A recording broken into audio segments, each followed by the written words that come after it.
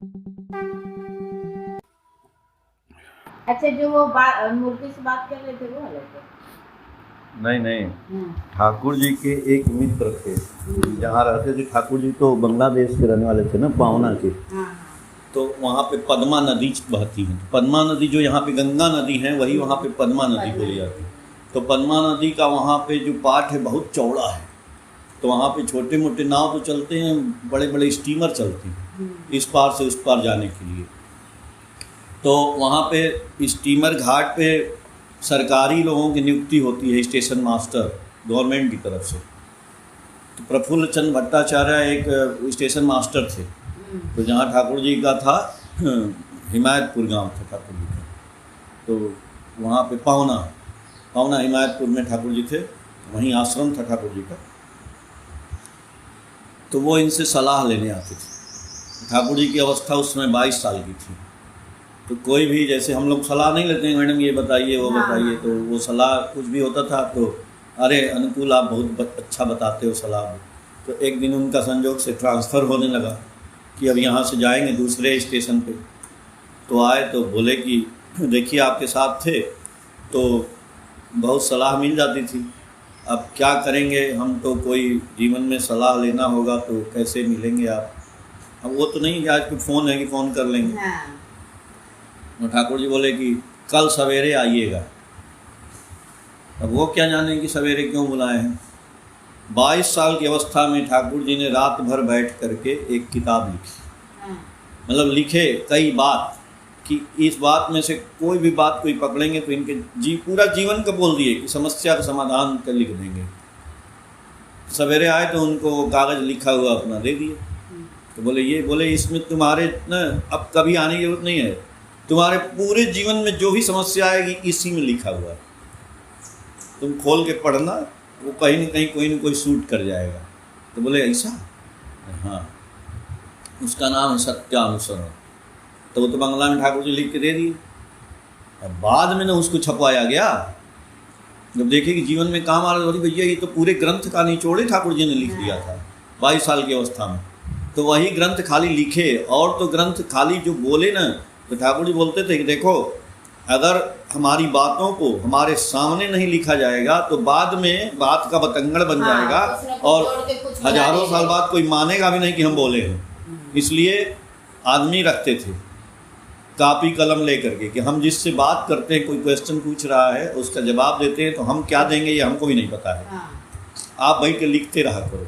मैंने क्या कहा। हाँ, तो एक प्रफुल्ल दा थे और वो एक देवी प्रसाद मुखोपाध्याय, तो ये लोग लिखते रहते थे। अगर एक नहीं है तो दूसरे रहेंगे, तीसरे, ऐसे रहेंगे। तो एक बार ठाकुर जी को कल लिख रहे थे, ये प्रफुल्ल दा थे या ये थे देवी प्रसाद, तो उनको लैट्रिन लग गया। तो आखिर अब कापी किताब तो छोड़ के जाना पड़ेगा। तो वो क्या किए कि बोले कि ठाकुर जी से बोलें कैसे, शर्म आने लगी। तो एक दूसरे को बुलाए, बोले कि देखिए हम जा रहे हैं बाथरूम, तब तक आप ठाकुर जी जो बोलेंगे वो लिखिएगा। तो वो चले गए। फिर आए, ठाकुर जी उनको बोले सुनो कहाँ गए थे। बोले ठाकुर जी बाथरूम गए थे। तो बोले कि बिना तुम मेरे बोले दूसरे को कापी और पेंसिल क्यों दे दिए। बोले ठाकुर जी लिखना ही तो था, लिख देते।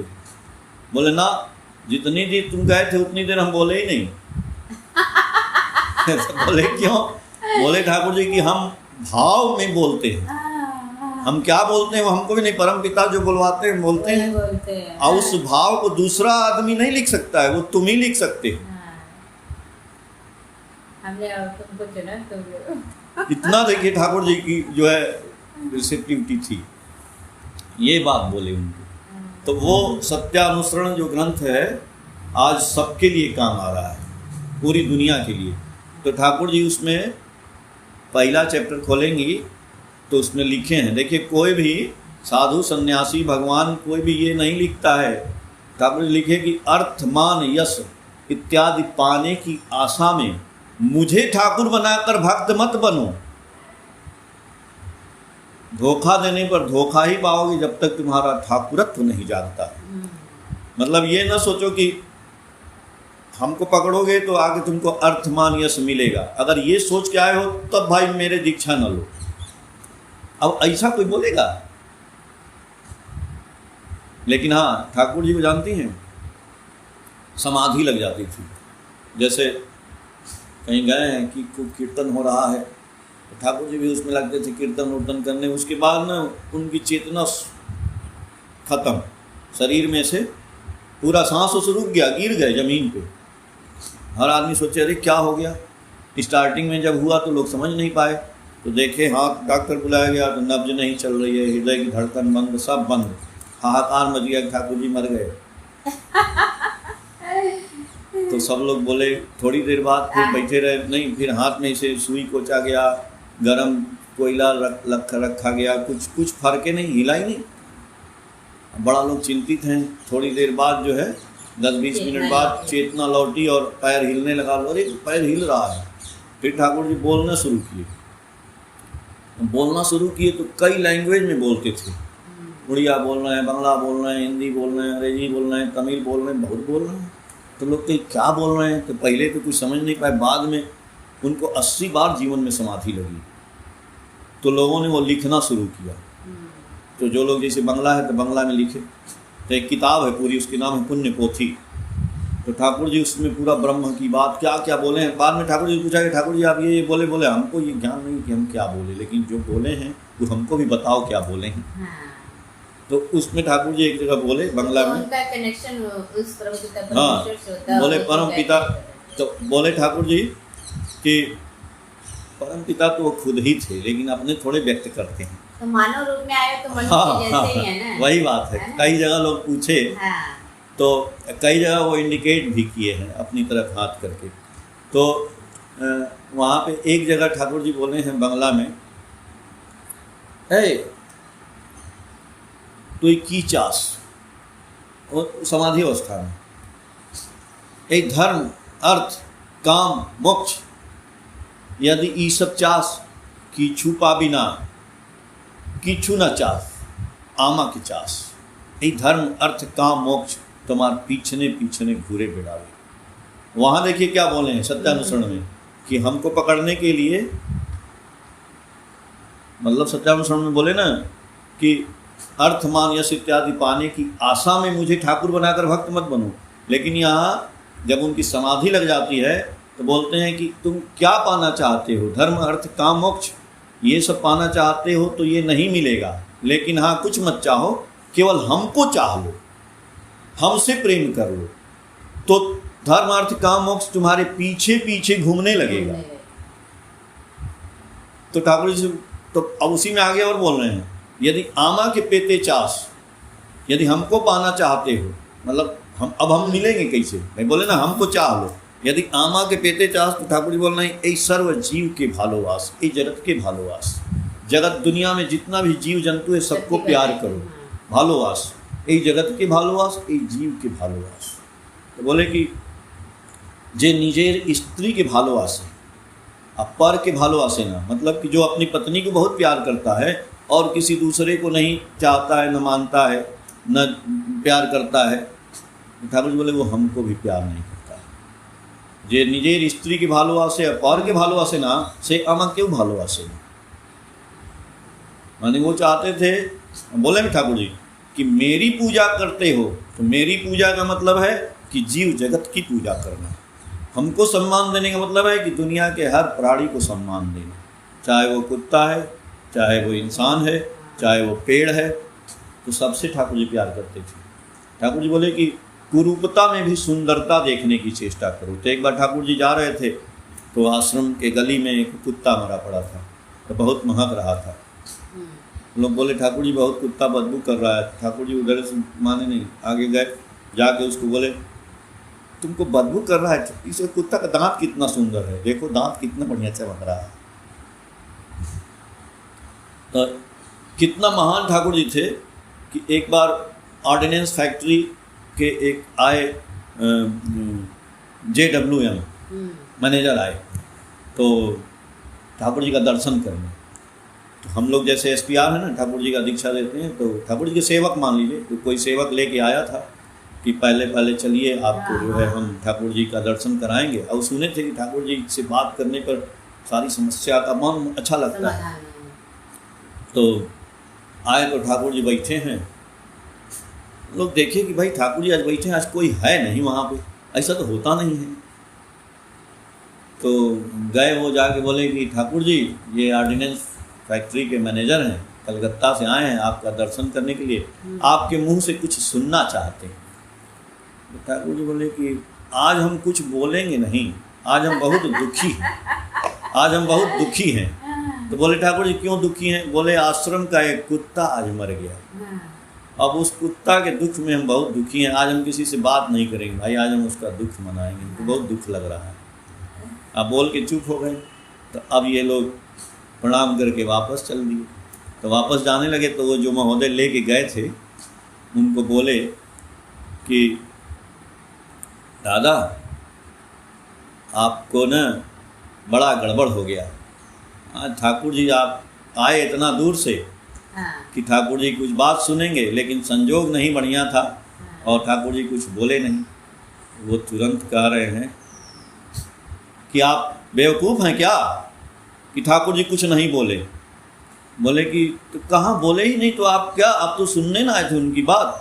बोले अरे वो नहीं बोले तो हम सब समझ गए, दुनिया की सारी बात समझ गए, उनकी महानता जान गए। बोले कैसे?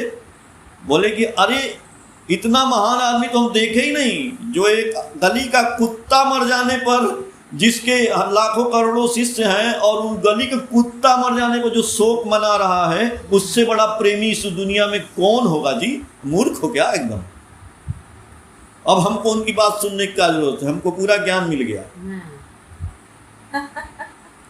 तो एक बार ठाकुर जी के पास एक सज्जन आए बंगाल के, वो थे फाइनेंस मिनिस्टर, मंत्री थे।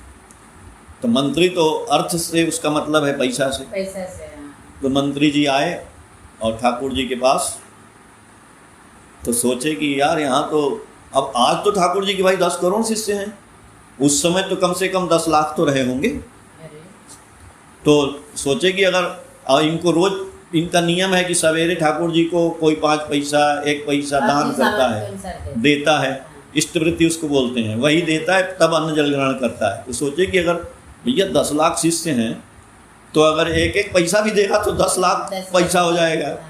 तो सोचे कि चलते हैं। तो फाइनेंस मिनिस्टर थे, तो बोले कि ठाकुर जी आपके पास कितना पैसा है? तो ठाकुर जी बोले कि मेरे पास लाखों आदमी हैं। तो बोले नहीं, आदमी नहीं पूछ रहे हैं, व्हाट इज योर इनकम? तो ठाकुर जी बोले कि लाखों मानुष।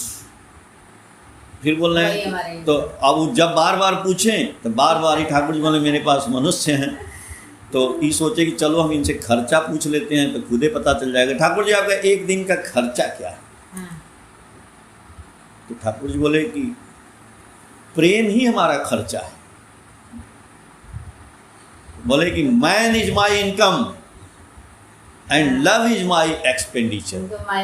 मैं प्रेम मैं खर्च करता हूँ और आदमी कमाता हूँ। तो बोले तो ठाकुर ये कैसे संभव है? तो बोले कि आदमी कमाना है, रुपया नहीं। आदमी कमा लोगे ना तो आदमी ही रुपया देता है।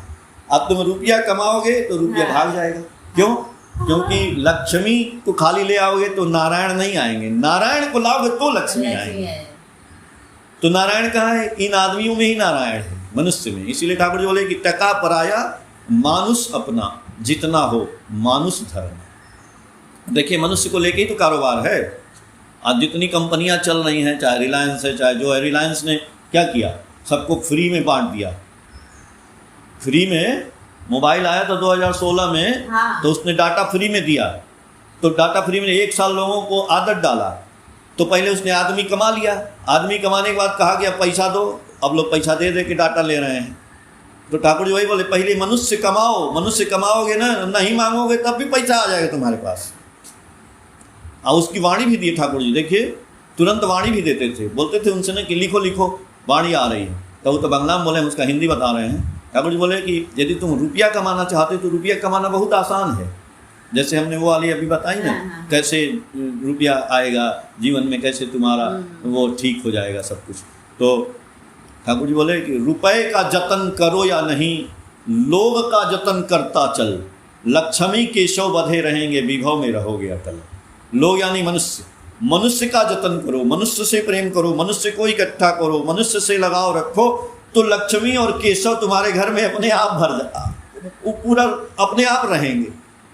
तो लोग पूछे तो ठाकुर जी मनुष्य का जतन कैसे होगा? तो बोले आप बहुत आसान है, हृदय देकर हृदय खरीदो, सेवा देकर सेवा और स्वभाव देकर स्वभाव खरीदो, तो विभव बढ़ावे स्वभाव। आदमी को खरीदने के लिए पैसा से नहीं आएगा, हृदय देना पड़ेगा, प्रेम करना पड़ेगा, सेवा देना पड़ेगा, सर्विस देना पड़ेगा, लव करना पड़ेगा, सहानुभूति देनी पड़ेगी, तब वो आदमी आएगा। और जब आदमी आएगा ना मैडम, तो वही आपको पैसा दे देगा। और ये बिजनेस में भी यही चीज़ है। बिजनेस में भी देखिए, ये जो दुकानदार है ना, कितना प्रेम से बात करता है, तो उसी दुकान पे लोग जाते हैं। हाँ। आदमी कमाता है, ये आपकी दुकान है। हाँ, आदमी कमाता है। कुछ कुछ तो जाते ही ये कॉफी लीजिए, हाँ, ये चाय पी लीजिए, ये देख लीजिए, तो अब वो शर्म के मारे भी आपको कुछ लेना पड़ेगा। कुछ लेना पड़ेगा ये। तो आदमी की सेवा करता है तो आदमी कमाता है। वो आप मत लीजिए तो भी कहेगा आप ले लीजिए, आप आज नहीं गई हैं 4 दिन बाद फिर आएंगे, यार वो आदमी अच्छा है। हाँ। तो कितना बढ़िया ठाकुर जी ने ये सब कुछ जो है बताया है। सत्संग ये है। ठाकुर जी ने तो कहीं नहीं कहा कि हमको माला चढ़ाओ, फूल चढ़ाओ। तो इसीलिए ठाकुर जी बोले देखिए, हम जो बोल रहे हैं वो करो। वही डॉक्टर वाली बात कि डॉक्टर को माला पहनाने से नहीं होगा, डॉक्टर ने जो बोला है वो करो। तो ठाकुर जी बोले तो हमको भी माला पहनाने से, मेरा चरण धो के पीने से कुछ नहीं होगा। चरण पूजा नहीं, चलन पूजा। हम जो बोले हैं वो करो। हमको चंदन लगाओ, घी लगाओ, उससे कुछ नहीं जाएगा। हमको सेब चढ़ाओ, कुछ नहीं होगा। हम जो बोले हैं वो करो। क्या करो? वही वाली जो आदमी बोलता है कि ठाकुर जी 6 साल से दीक्षा लिए और मेरा तो कुछ नहीं हुआ। तो ठाकुर जी बोले कि नाम ध्यान किया। बोला कि नाम ध्यान तो अब उसी में उलझे रहते हैं, इसलिए नहीं कर पाते हैं। तो बोले यही नाम ध्यान तो तुम्हारा जीवन था, और जीवन को छोड़ करके तुम खाना कैसे खा सकते हो? तो नाम ध्यान करो ताकि तुम्हारा मन और मस्तिष्क जो है बैलेंस हो जाए। और जब बैलेंस हो जाएगा तो ये सब रोजी रोटी कपड़ा जुटाने में कोई समय नहीं लगता है, तुरंत आ जाता है। जय गुरु।